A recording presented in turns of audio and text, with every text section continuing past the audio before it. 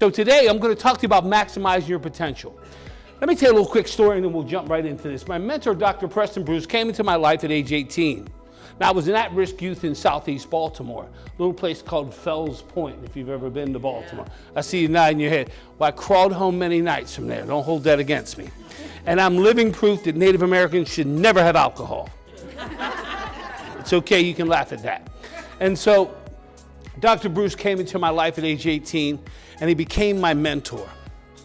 And little did I know that Dr. Bruce would change my life.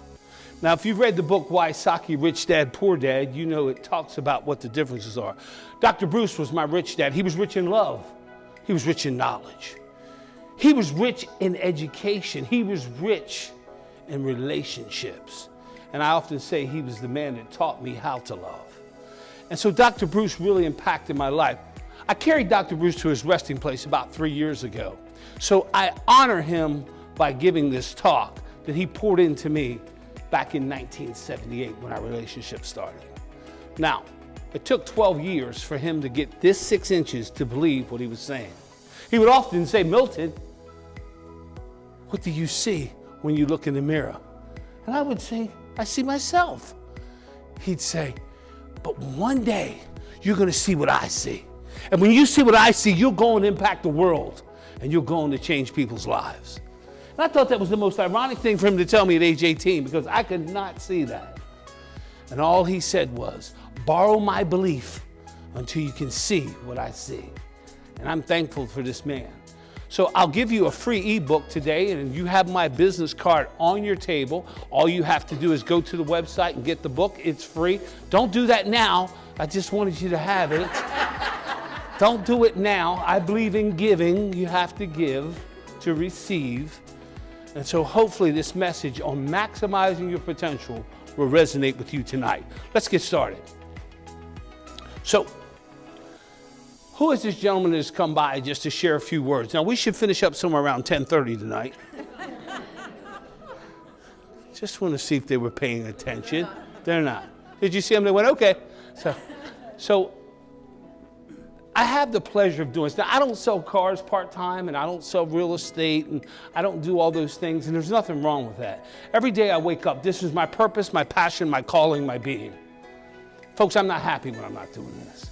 I was driving up here today. You can't imagine how excited I was on 95, knowing that people were waiting. Because there's nothing like changing people's lives. In a room this size, I'm only talking to about 2 people. This is what my historical data tells me. There's about 2 people that are ready to go. And the rest, there's about another 60% that goes, oh, that was nice. He was so engaging. We really liked him. And then there's another 10 that are going, what time's he done? The game is coming on, you know? And I'm okay with that. But for the 2 that I came to talk to, let's see if this resonates with you tonight. So I do a lot of employee speaking, keynote address. I'll come in and do a lot of organizational staff development training. One of the things, believe it or not, that I'm asked to do as a Native American, this might fascinate you, is talk about diversity. Can you imagine? Quick story. Sir, may I ask your name in the pink shirt right there? Antonio. Antonio, watch this. My father's belief system came from the tribal lands of North Carolina. He watched in 1928 as they tried to take the land for railroad. He watched in 1959 when the Ku Klux Klan came in to take our land. And boy, he had a mindset and a belief system that he passed on to his baby boy. And it went something like this. See if you can relate to this. My father said, son, and when he said son, what do you think I had to say? Yes, sir. Hey, your dad must have knew mine. Yes, sir.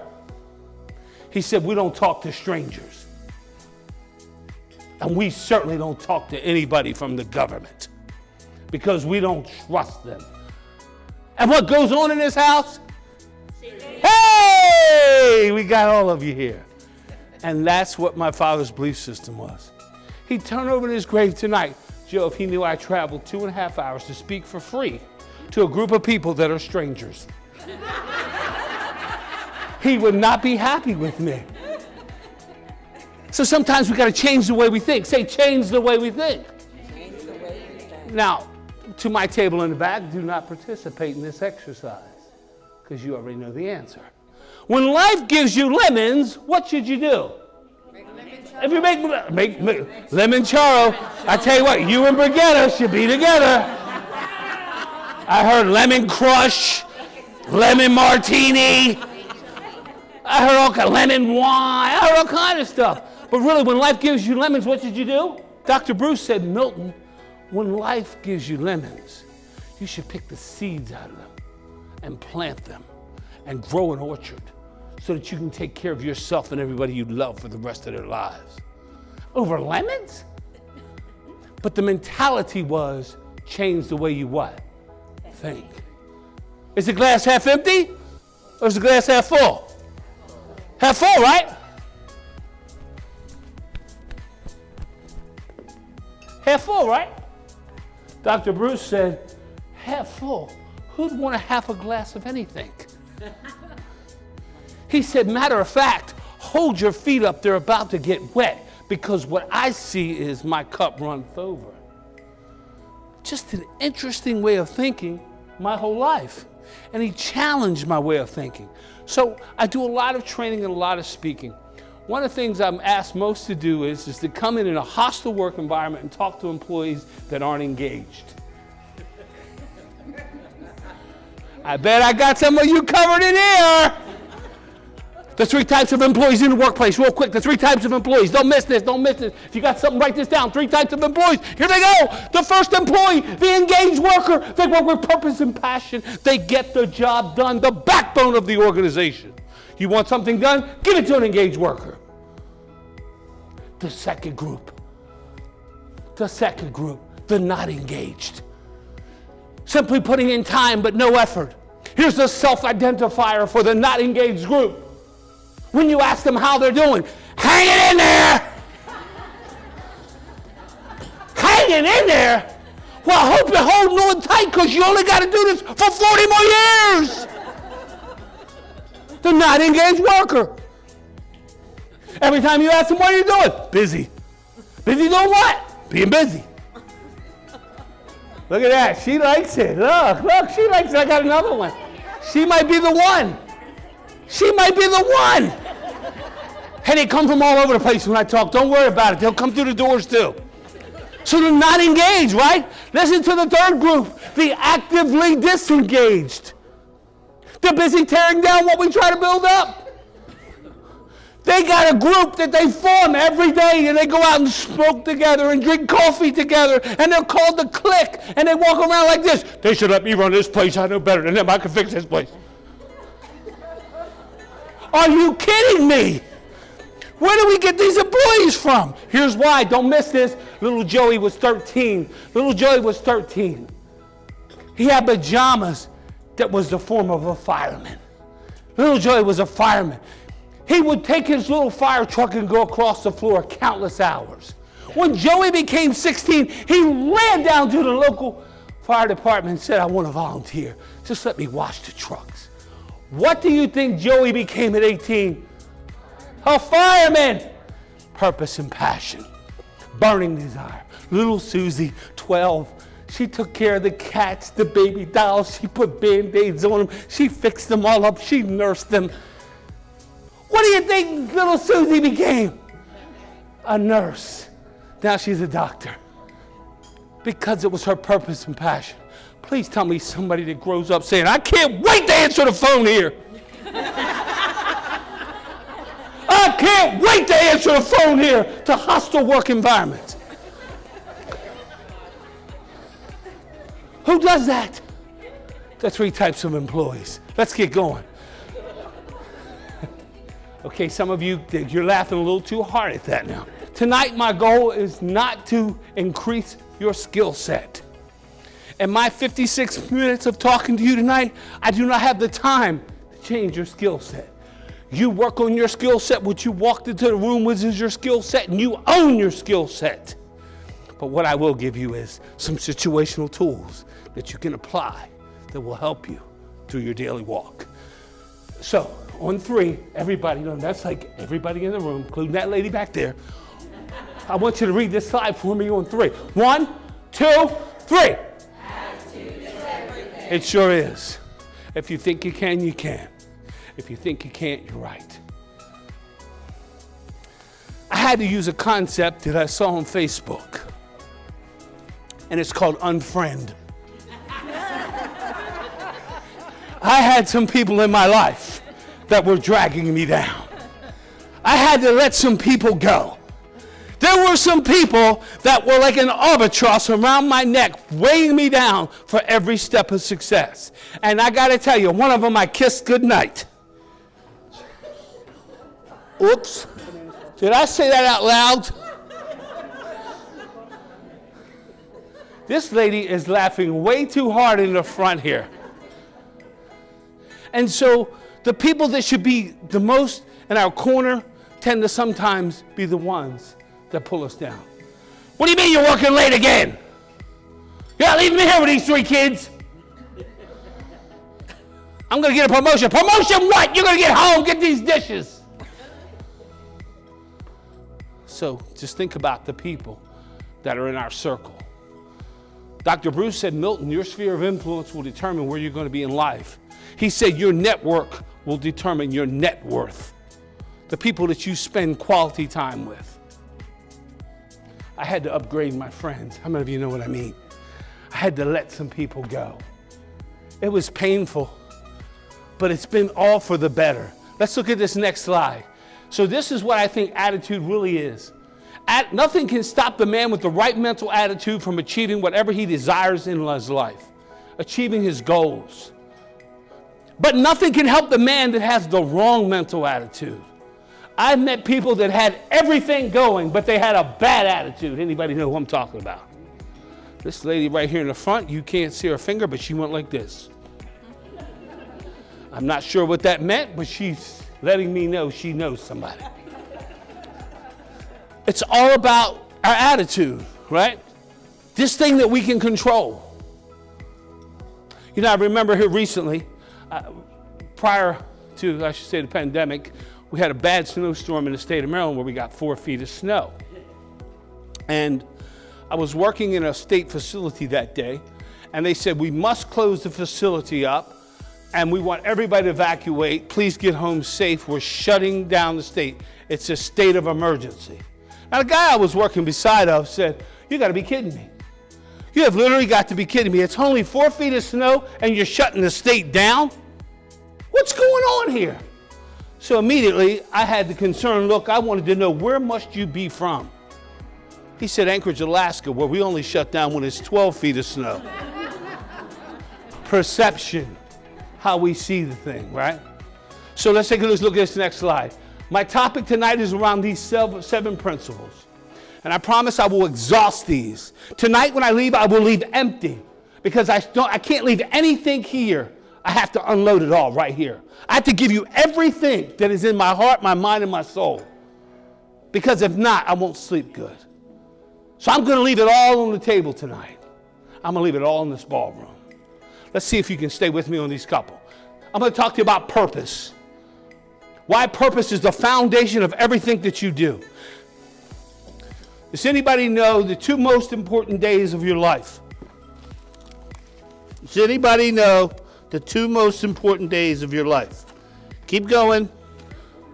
Wait a minute. Hold on. Does anybody know? Yeah, I'm giving away money. Yeah. Raise your hand and answer, sir. The 2 most important days of your life. Well, he got one of them right. Give him a hand. Because if he wasn't born, nothing would happen. That's half the answer. Ma'am? Woo! Woo! Man, I feel like I want to give her some more money. I never have anybody answer it that quick. The day you're born and the day the reason you used... Come on, ma'am, don't do that. She's looking to see if the money's real. Come on now, come on. Come on. I said I was Native American. We got casinos, honey. The money's good. The money's good. She literally looked at the money, and it wasn't even hers. That's the part that got me. I know. We're in HR. We trust but verify. Wow. I have another training for you, ma'am, about trust. I'll get to that another day. Wow, what it must be like at her company. We verify. We verify. Don't tell me where you work. I don't want to know. And so the most important days of your life, right? So mine happened on December the 7th of 1989. After Dr. Bruce had spent 12 years talking to me about I could be these things he saw, it clicked and it made sense. So at 61, I've only been living for 30 years. Because for the first 12 years of my life, I was a wandering generality. I had no idea what my purpose was. Boy, I got to tell you, you're more fulfilled when you discover your purpose. So you might want to write this down. Here's the 3 things that will help you realize when you've discovered your purpose. The first thing is you will have a tremendous amount of joy when you do what it is that you do. Now, if you've discovered this already, good for you. But for those 2 to 3 that may have not, please let me share. Once you've discovered your purpose, here's the second indicator that you've discovered your purpose. Whatever it is that you do will impact and change other people, and they will be the benefactor of what you do. I think about people that bake for a living. Now, obviously, it's not conducive to their, but it tastes good. I think about people that write music for a living, and we love the sound of it, and we love what it does to us and how it makes us feel. I think of people that create movies, and we go and watch them, and we see them, and how they make us feel. So the first thing is, whatever it is you will do will impact positively on other people's lives, and other people will be changed. Here's the third point. People will ask you to do it over and over, and you will have many opportunities to do it over and over again. Sometimes it's not what we do for a living that is our purpose. Sometimes it's what we discovered outside of our work, but it's critical that we discover our purpose. So let's start right there. So nothing happens in life until we identify this purpose. One of the reasons it's so difficult to discover our purpose is because we don't really have physical training to help us with the discovering of our purpose. Like 9 times out of 10, you're like me. My first 3 jobs, I got fired. I was a bad employee. I went to work and I learned some principles from my dad. Back to my dad again. He said, it's my way or the highway. So when I went to work, I applied that leadership principle, and they told me, you have to leave. Here's the key here. While the learning curve of life has gotten me to a station that I'm at, sometimes it's the unlearning that I must address if it's going to allow me to move on. And I've had to unlearn some things. So what does our purpose do? Our purpose fuels us. Have you ever been around somebody and you can just feel when you get near them, there's something different about them? Like, yeah. You know there is a difference between leaders and managers, right? Like all good leaders are good managers, but not all managers are good leaders. And you do know people don't quit jobs, they quit bosses, right? Like that's not a secret, is it? No? Okay. So as we describe this person, you begin to see her eyes light up and the emotion that she shares about this. I often ask myself this question. Milton, what will they say about you on the last day when they put you in the ground?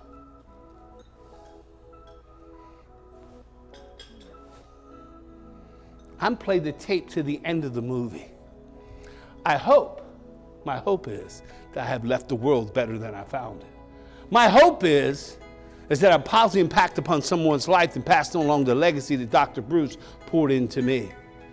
Real quick story on Dr. Bruce. How about his father was the doorman for the White House under the Eisenhower and Kennedy administration? I had no idea. He picked me. He picked me! I didn't pick him, he picked me! How about he pitched for Pittsburgh Pirates and his roommate was Willie Stargell. If you're a baseball fan, you might know that name.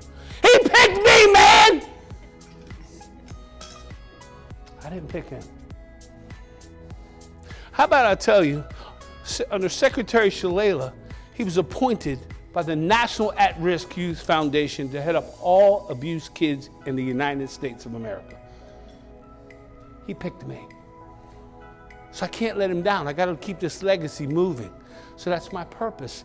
It's grown over the years. How many of you remember when you first got kids? Did your purpose change? Absolutely. How many of you near retirement? Is your purpose changing again?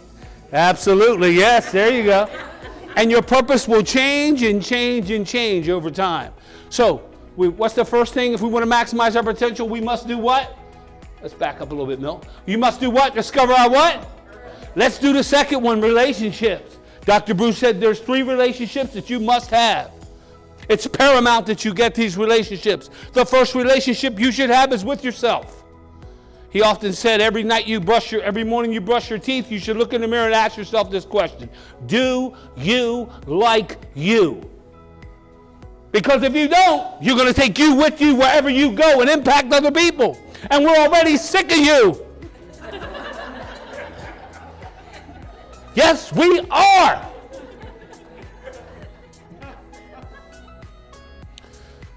He said it's imperative that you like yourself. The second relationship he said that you must have is with your significant other, your spouse, your pet, your partner, whatever it is you have at home that you spend quality time with, because you must be in congruency with something. Man, that was way over my head. That was way over my head. Because I've been to the 9th grade 3 times. You ask me something about the 9th grade, I bet I get it. So therefore, relationships are critical. The third relationship, he said, that's monumental in your life is the people that you spend 65% of your life with Monday through Friday. Believe it or not, we see each other sometimes more than we see our own what? Family. He said you must learn to have a mutual working respect built upon trust. I must trust you. Not where I can leave my pocketbook down and worry about if you're going to take it. Not if you're going to take my money, but trust what you will say when I'm not there. Does anybody value that? Is that important to you? That's critical. That is critical. Relationships. He would often say it takes years to build relationships, but it takes seconds to tear it down. Some of us need to make some telephone calls tonight before we go to bed and say, I'm sorry. You'll feel better. Harboring hostility and anger towards someone doesn't allow you to maximize your potential. Bruce, I hope that was okay to say.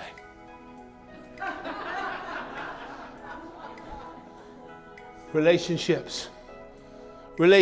I value relationships. I've come to realize that the people that are in my inner circle mean so much to me.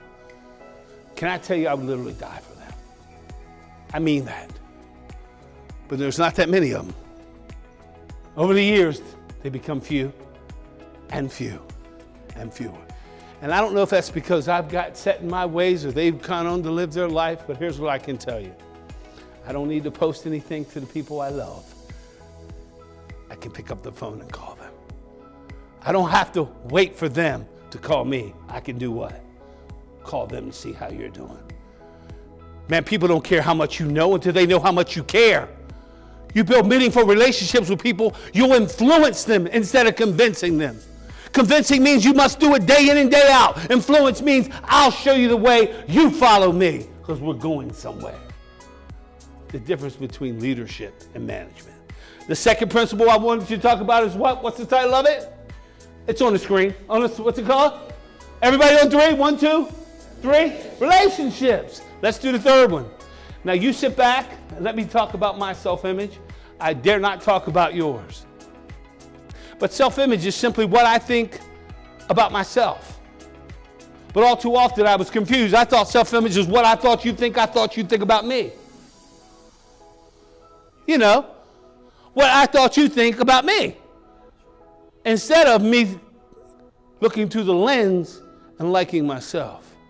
Can you imagine growing up, 500 kids in my high school, there was 4 Native Americans, me, Kenny, Regina, and some boy checked the box. He knew he wasn't Indian. Can you imagine what that must have been like in my high school? And this is in 1976 when the height of Bonanza was on TV. Some of you will get that a little later. And if I get called Tonto one more time, what? Do you know how offensive that is? But I decided I'm going to be whoever is cool. Whoever's cool, that's who I'm going to be. So if this group was cool, whatever nationality it was, because I can pass for it, you can talk Greek to me, I'll talk Greek right back to you. You can talk Spanish to me, I got some Spanish too. You want to go? You want to go Arabic? Come on, let's go. I can be all that. And here's the challenge with that. My self-image was taking a beating because it didn't know who it was. So in 1996, I had an awakening. The tribe came to me and asked me to manage the tribal affairs for all the Native Americans in the state of Maryland, all 42,000. And it was a reality check when I started lobbying in Congress and speaking in the state legislature on behalf of healthcare disparities. You start to get a sense of identity immediately. You start to figure out who you are when you go to reservations and see people living in third world countries. When you understand that Native Americans represent 2% of the entire population. When you understand that 78% of all Native Americans live off reservation while 22% live on. You start to understand who you are. And I got to tell you, it feels good to know who I am now. I don't have to wear a mask of life. Does anybody relate to the mask? Can anybody relate to the mask? Men, let me talk to you. Women, don't look at them. Men, let me talk to you. Women, don't look at them. Don't look at them. We as men wear masks, and we hold on to them real tight because we don't want you to take them off. Because, lo, should we be found out of who we what really are. But I got tired of holding on to my mask. I had to set it down. Women, I know you don't wear masks. So I'll leave you alone. But there's one thing I know. My authentic self is the best self I can be. And I encourage you to be that tonight. Be who you are. You are not a replicate. You are unique. You're not a replica. You're unique. There's nobody else that can do what you do. And when you understand that, your self-image will grow. That one took the longest amount of time for him to get through my head. Because, Laura, I saw the tapes in my head of when my father hit my mother. I saw the tapes when we were marching in Washington and we were treated like animals. I saw the tapes in my head when we were homeless. I saw all the tapes in my head that told me I couldn't be. Don't feel bad for me, I do quite well now. I'm just saying, this is what I had to overcome. And that's self-image. We all got some baggage. The key is don't give it to nobody else. Minimize it. Eventually, let it go. Let's move on. The next one's fortitude. Folks, life is going to come by and sit on your doorsteps at the most inopportune time. There's somebody in this room right now going through something, and I'm promising you, it's taken all they got to get through it. They might be sitting here tonight with a smile on their face, with hell going on inside of their body. And you'll never know it. But here's what we are. We're overcomers. We're overcomers. You show me a man that is overcome and a woman that's overcome, and I'll show you somebody that's on their way to greatness, to leadership. We're a world that watches to see, will you get back up? That's all we wanted to see, is will you get back up? Will you overcome? Anybody lost their job in the last year? Well, you wouldn't be in the room, obviously. I probably shouldn't have said that. But anybody know anybody? That's a good one. Anybody know anybody might have lost their job? It's pretty tough, isn't it? Hey, here's a better one for you. Do you know anybody that's had any kind of major catastrophic health issue happen? Oh, this lady's got all three. This lady's got the trifecta. I thought I was the only one with the trifecta. 3 major things that happen to people, and it's the hardest thing for them to ever overcome in their life. Let me tell you what they are. The first is death. We don't understand death. We don't understand the grieving process. When we lose a loved one, it's tough for us. It's really tough. It's what we call senseless death. Like, what we saw in Texas here recently. That's hard. But like if I've been with somebody for 142 years and I know they're going to die, it's not easy, but it's not as what? Maybe dramatic. I lost my mom. I'm the only child. There were so many things I wish I would have said. Dr. Bruce said, you must get it off of your chest and tell people how you feel, because you don't know when the last time you're going to see them. I left at 3:45 that afternoon. Little did I know that'd be the last time I'd see my mom. Man, I wish I said some things. I wish I had one more hour. So death is a tough thing for us to overcome. The second one is when something happens from a medical standpoint, such as cancer, heart attack, stroke, debilitating, loss of limb, paralysis of some sort. Man, it's tough to overcome that. And the third one is divorce, depending upon how your situation happened and what happened. There's some people that kind of have agreed divorce. You know what I mean? Like they're just living together, but they're still divorced. Whoop, didn't say that out loud, did I? Oops, wash your mouth out. Divorce is tough. So I had all three of them happen to me in 9 months. Man, Dr. Bruce said, now we're going to find out what you're made out of. We're going to find out if you believe all that stuff you stand on stage and say. Joe, it was tough. It was tough. But you can overcome. You can become better. You can be a better version of yourself. I believe in you. Believe in yourself. Fortitude, the ability to overcome obstacles that are coming. They're coming. They're coming. Did you know the pandemic taught us some things? How many of you believe that? Taught us some things, didn't it? Huh? We should have been better prepared. How many of you think so? You think we should have been better prepared? Absolutely. Like I shouldn't have been in all that consumer debt. Maybe I need to see you after the meeting, it's a financial planner. I shouldn't have been in consumer debt. I'm out of it now, but I shouldn't have been in it, right? I should have had more reserves. I should have been better prepared. I didn't know. Was there a meeting that we were going to have a pandemic and they didn't invite me? Sometimes we have to ask ourselves, was that obstacle meant to make us better? What did we learn from it? How did we grow? Let's go to the next point. The next point, self-discipline. Now this one, I got to tell you, is interesting. Dr. Bruce would always say, until you learn to discipline yourself, it's going to be hard for you to reach the ultimate pinnacle of success. So this is what happened during the pandemic. Now, I don't know if you can relate to this, but my refrigerator held me hostage. And every time I walked past it, it reminded me of everything that was in there. And I picked up, well, we won't get into that, but I couldn't discipline myself. It was almost like, do I have to be home all day? So I tried working on a different floor of the house. I'm strategic, right? That didn't work. I tried maybe leaving one day a week and going out. Well, that didn't work. You know, I've had to learn to discipline my tongue because my mentor would say, everything you're thinking, you don't need to say.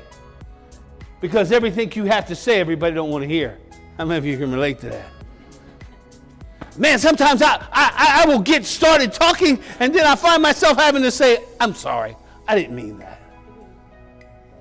Here's another area of my life I've had to discipline, my emotions. Does anybody work with someone that when something's going on in the office, it looks something like this? Oh my goodness, oh my goodness, oh my goodness, oh my goodness.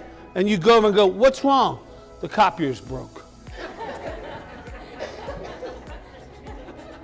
Everything is an emergency with them. And it seems like their whole life is this 911 episode. Like, just bring it down a little bit, will ya? Impacting everybody they work with. There's some things we have to learn to discipline. It's our daily habits. Dr. Bruce said your success lies in your daily habits.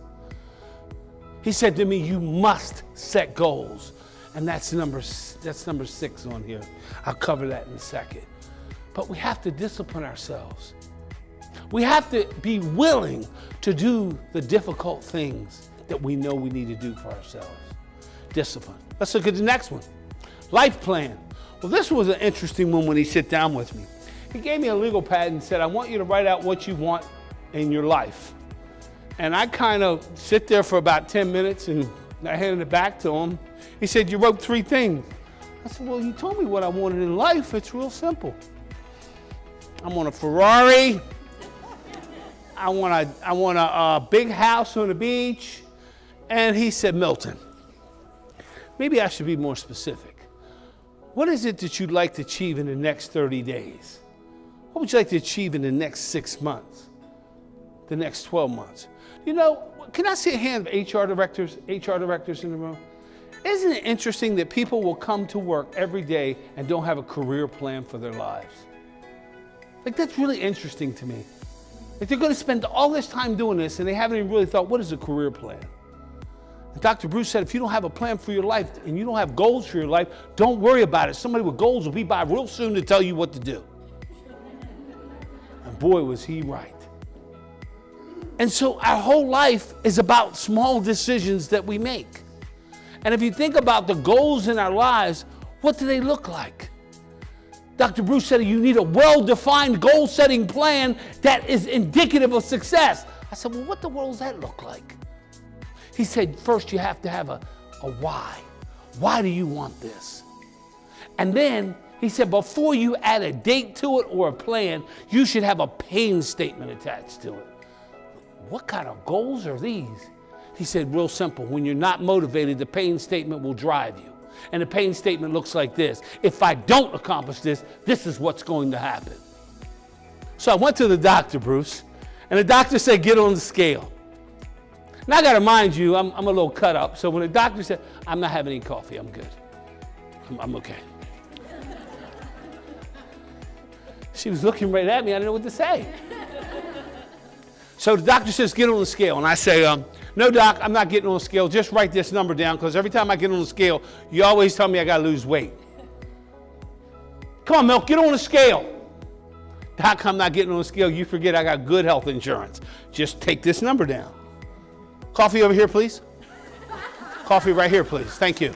Coffee? Coffee, anyone else? Anyone else while we're pouring coffee? Please, please come right this way. Coffee? Anyone else? Tea? Water? Water with ice. Can you believe I did this for nothing? Can you imagine what they really pay me when I do this? It's crazy. And so watch. So he says, get on the scale. I said, Doc, listen, I'm not getting on the scale. The nurse goes, get on the scale. We got more patients in that room. I said, hey, you're forgetting my insurance pays for your salary and a lot of things around here, because I got a group plan. I send a lot of people to you. So watch what the doctor did. He immediately invoked the pain statement. Milton, your mother died of a massive heart attack. Your father had a stroke. You know you have hypertension in your family. And more importantly, you were 20 pounds overweight. You need to get on the scale. What do you think I did? I jumped on that scale so fast because he invoked the what? The pain statement. And sometimes pain can be a motivator and not a jailer. Pain can be a motivator and not a jailer. Here's why pain is important. Because you need to know if you're pain motivated or pleasure motivated. Ladies, would you raise your hand if you like to go shopping? Shopping? Pleasure motivation! Woo! How about the 16th of the next month? What do you get then? Which is an example of pain. Anybody been to the gym lately? What do they say when you go to the gym? No gain, no what? I just ride by. I don't go in. Me and Briar's Ice Cream are having a love affair. And I have a special bowl when we meet. I've been told that if I continue that behavior, that I'll have to take medicine. So me and Briar's broke up. Sometimes the very thing I want is not good for me. And in my life plan, I have to know how to set goals that motivate me. So Dr. Bruce said, Milton, I need you to set 30-day goals because you can't stay focused for 12 months. He said, but you can run consistently for 30 days and achieve something. Measure your success, your calendar, and your actions. And watch what happens when you do that 12 times in 1 month, in 1 year, I mean. And that's my philosophy on goal setting. At 61 years old, I only set 30-day goals. But I know what I have to accomplish by June 30th. It's mandatory. We can't sleep till we get it done. But I probably will, but just shouldn't sleep till I get it done. It's that important. So what goals do you have in your life that drive you? What is it that you're going to come out of here today and aspire to do differently? Maybe, just maybe, we're going to hear some more certifications next time we come. Maybe, just maybe, somebody in this room is going to win an award. Forget a one. Maybe, just maybe, maybe, just maybe, we're going to have 8 tables here because people are inspired to come because it's a great place to be where there's a lot of knowledge and people are growing. What will we do differently? Because, God forbid, we look like this next year. You know what I would say to you? Oh, that's nice. That's nice. It's nice we look like that. That's nice. Oh, I'm so proud of you. At least you haven't gone down. You're maintaining. Yay! Yay! Joe said he's been coming 26 years. 26 years! So what will we do differently? After today, what will we do differently? That's the question. Let's go to the next point. The next point, back up, Milton, you're going too fast. The last one is attitude. So this is the one that, if I got to tell you, helped propel me to an international speaker. The #1 Native American speaker in the world is this one right here. This one did it. Because I had to get believability in me. I didn't believe in me. I would look in the mirror and say, somebody else can do it. But what? Finish that for me. Somebody else can do it, but I can't. Or they're real good at it, but I'm what? Woo! God, do I love you. Oh, Pam, where you been? Shake my hand. Oh, where you been? She said better. So think about that. Our attitude determines where we go in this thing called life. Folks, this is not dress rehearsal. You don't get a chance to come back and do it again. You'll never see June 16th at 8 p.m. again. It's gone. What will we do differently? What does our attitude suggest we need to do? I promise you this. That's the cornerstone of all success. How many of you have walked in the house as a parent and you control the mood and the attitude in the house? Hey, every one of those ladies raised their hand. You can't see behind you, but every one of those ladies had their hands up. So watch. If you're the driver of the attitude there, what might you suggest you're the driver of when you go to work? Oh my goodness, I can't believe that was that funny. Oh my goodness, she turned red. Please talk to me. Breathe.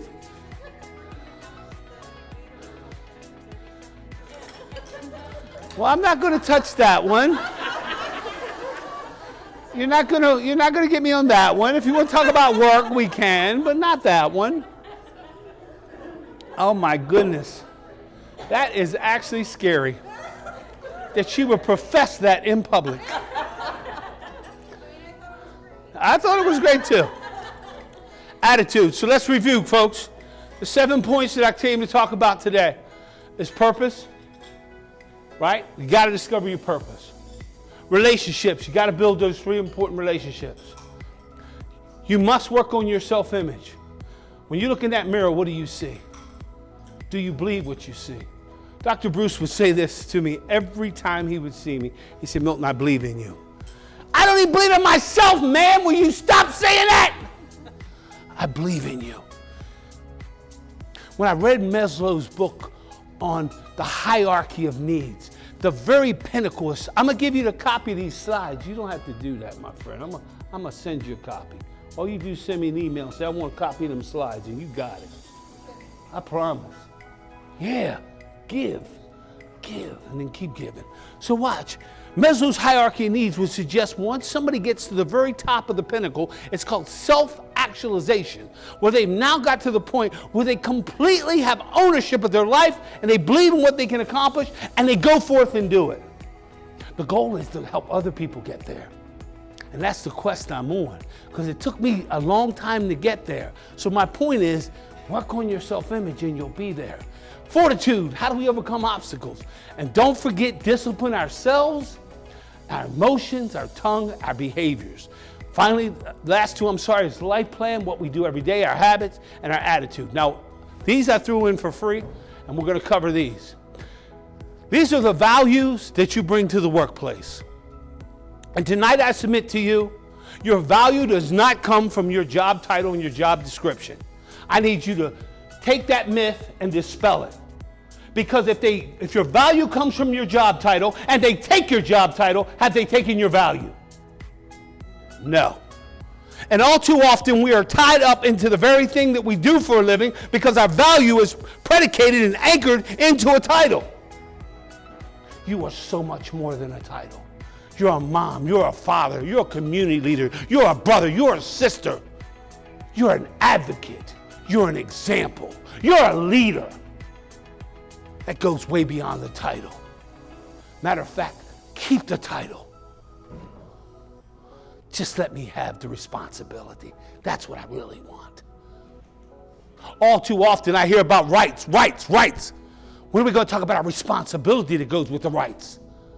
To be what? People that get the job done. People that are accountable, dependable. It doesn't matter the title. Just give me people that want to change. That's what I want. Your value does not lie in your job description. I was working with a guy that plays on Sundays. He wears purple for a living, and he catches footballs on Sundays. Now, I'm not going to tell you his name, but I never coached him on catching footballs. Just let's be real clear on that, because he got fired because he didn't catch the football.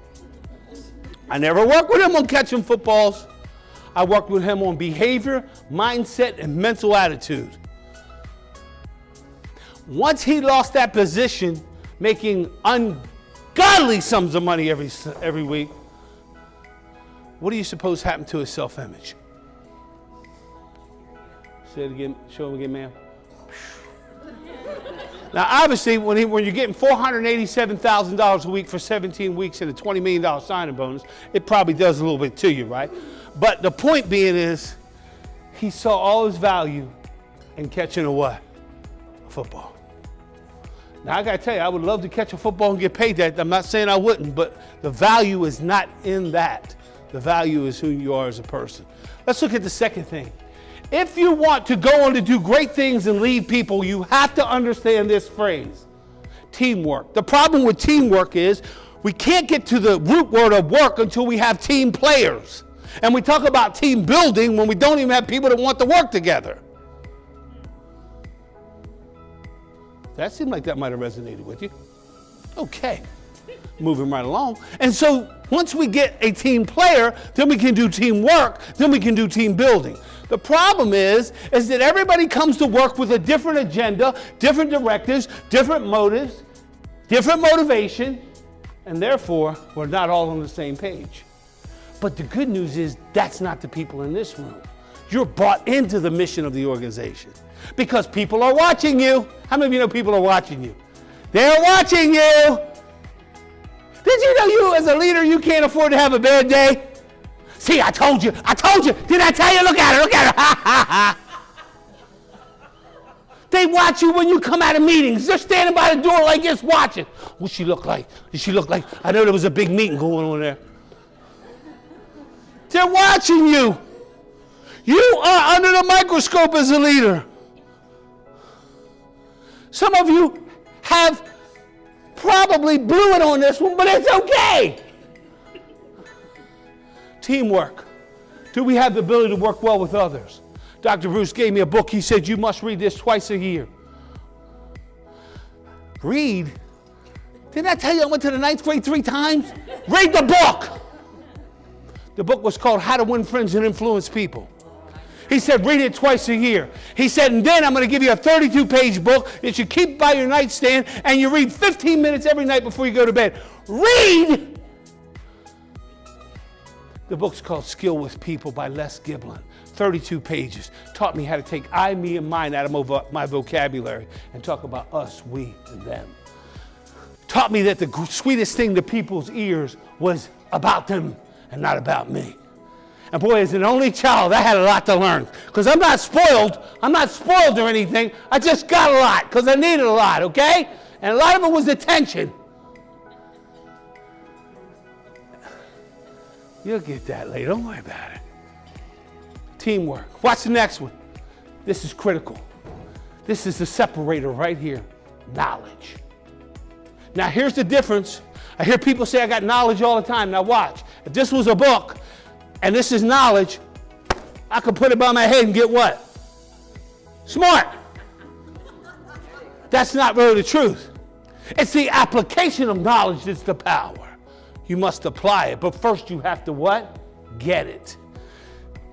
I challenge you to get more knowledge this year. Find something in your industry that drives you, that you're passionate about, and excel in that topic. You'll be the only one. Did you know if you read 3 books on any subject, you know more than about 80% of the population? Just 3! And if you got Audible, you should be able to do that in the weekend. Look at the last one. You got to stay relevant. Does anybody know the opposite of relevant? Say it again. Irrelevant. There you go. He's got the book. Irrelevant. I meet people all through the walk of life that were relevant at one time, and now they become what? Okay. Okay then. Okay. Why don't you tell us how you really feel? She said they become archaic. They're not relevant anymore.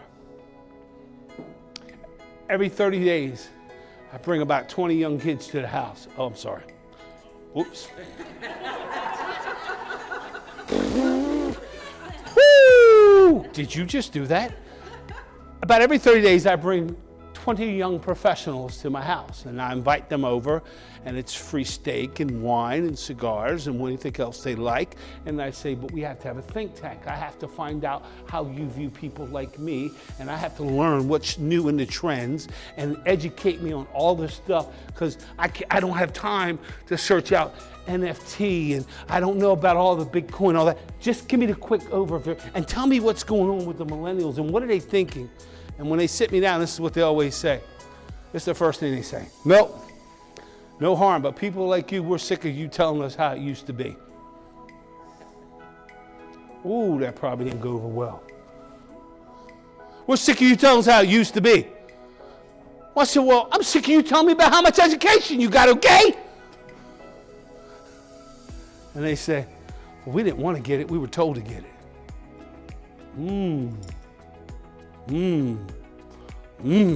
That's a good one, isn't it?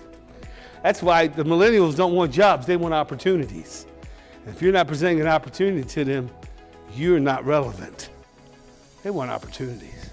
We got to stay relevant in this world. We got to keep our finger on the pulse. We got to figure out what's going on. Folks, your value lies right here. Here's where your value is. Tonight, my job was just to awaken your value. I hope tonight that you see something different than before I started. I hope tonight that you understand your true value is in your character, in your integrity, in who you are as a person, and what you do every day. The meaningful work that you guys do every day. That's your value.